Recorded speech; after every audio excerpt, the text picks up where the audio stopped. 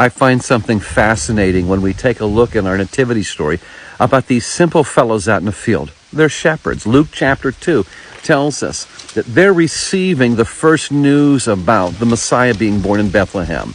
What are their names? No proper names are given. What adjective describes them? Nothing. They're just shepherds in the field.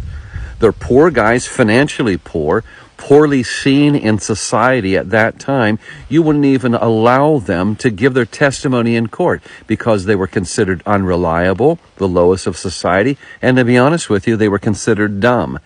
And yet we see that they were given the great honor of being the first ones to see the Christ child. And I think upon this, and the many things that we can say about this, is this.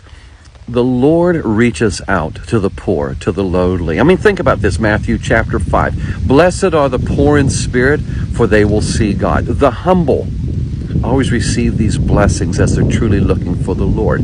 Luke chapter 4 and verse 18. The Lord then reads as he's giving his message, I am being anointed, sent to send the good news to the poor.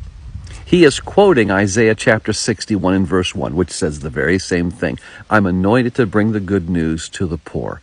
And we think about the poor, the ones that are not the celebrities of society, the ones that are held on stage or always receiving the spotlight. Hey, a lot of us can identify with that, can't we? But we remain faithful to the Lord, and the Lord gives us many blessings, doesn't he? I think about those that are so faithful to the Lord in virtual anonymity. And sometimes you just wonder, is life passing me by? But then the Lord tells you this, 2 Corinthians chapter 8 and verse 12.